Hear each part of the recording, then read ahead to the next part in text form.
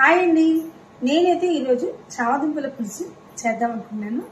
ఇదైతే ముందు చక్కగా ఉడకబెట్టుకుని ఈ విధంగా పైన తొక్క తీసేసి ఉంచుకున్నా. ఇప్పుడు పులుసు ఎలా చేయాలో చూసేద్దామా.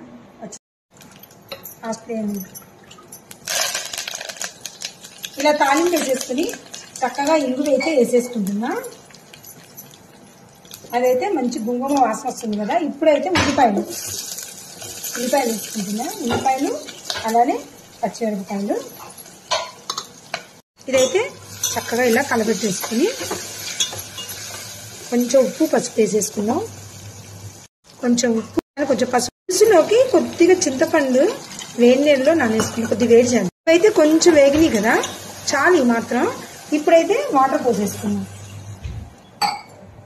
సారీ, నేను ఉల్లిపాయలతో పాటు టమాటాలు కూడా వేయాలి మర్చిపోయాను, బట్ ఇప్పుడు వేసేస్తున్నాను. ఏం కాదు, ఇది మసులుతున్నప్పుడే కొద్దిగా ఎల్లుల్లిపాయలు దంచి పెట్టుకుని వేసాను. సో ఇదైతే బాగా మసులుతుంది కదా. ఇప్పుడైతే ఉడకబెట్టుకున్న చామదుంపలు వేసేసి ఇందాకైతే ఈ చింతపండు నానేసుకున్నాం కదా, ఈ గుజ్జులో కొద్ది బియ్యపిండి కలుపుకొని, కారము బియ్యపిండి కలుపుకొని పోసేద్దాం.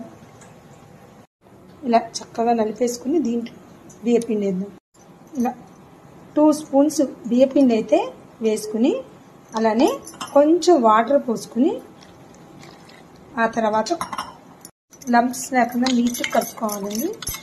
ఈ లిక్విడ్ని అందులో పోసేయాలన్నమాట. ఇప్పుడు ఇలా పోసేయాలన్నమాట. ఇప్పుడైతే కొద్దిగా కారం వేసేసుకుందాం. ఆల్రెడీ చామదుంపలు చక్కగా ఉడికినాయి కదా, సో మరీ ఎక్కువసేపు మసలక్కలేదండి. ఆ చామదుంప పులుపు ఉప్పు అన్ని దాంట్లో పీల్చుకునేంత వరకు ఉంచుకుంటే చాలు. మనం ఇది బాగా కొంచెం మసిలాక కొద్ది బెల్లం వేసుకుందాం. సో బెల్లం అయితే వేసేసుకున్నాం. మా ఇంట్లో ఎక్కువ తీపి తినరు అనమాట, సో ఈ మాత్రం వేయకపోతే బాగోదని ఈ మాత్రం వేస్తున్నాం. పిండి పచ్చి వాసన అవన్నీ పోయేంత వరకు మసలనియాలి చక్కగా. బెల్లం కూడా వేసే కదా, అది కూడా ఆ ముక్క పీల్చుకోవాలి.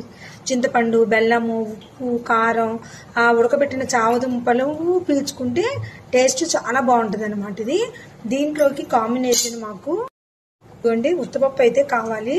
సో ఇప్పుడు ఈ ఉత్తపప్పు అయితే ఇంకో పొయ్యి మీద పెట్టేస్తుంది. ఆల్మోస్ట్ అయిపోయిందండి. ఇప్పుడు కొత్తిమీర వేసేసుకుంటే చామదుంపల పులుసు రెడీ అండి. ఇష్టమైన అందరికి. ఎప్పుడు సొరకాయ పులుసు, ములక్కాయల పులుసు, అలానే వంకాయ పులుసు కాదు, చామదుంపల పులుసు, మీల్ మేకర్ పులుసు కూడా బాగుంటుందండి. ఈసారి అది కూడా చేసి చూపిస్తాను. చామదుంపల పులుసు అయితే రెడీ అయిపోయింది. ఇప్పుడు ఇంకొక పొయ్యి మీద అయితే ఇలా కుక్కర్ పెట్టేసుకుంటున్నా. దేనికంటే దాని కాంబినేషన్ ఉత్తపప్పు కావాలి. రెడీ అయిపోయిందండి చామదుంపల పులుసు. నచ్చితే లైక్ చేయండి, షేర్ చేయండి, సబ్స్క్రైబ్ చేయండి మర్చిపోకండి. కొంచెం టేస్ట్ చూద్దామా. మంచి స్మెల్ అయితే వస్తుందండి పులుసు. ఉప్పు సరిపోయిందండి, టేస్ట్ చూసేద్దామా.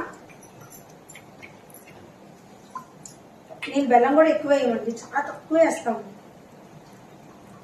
కాలిపోతుంది.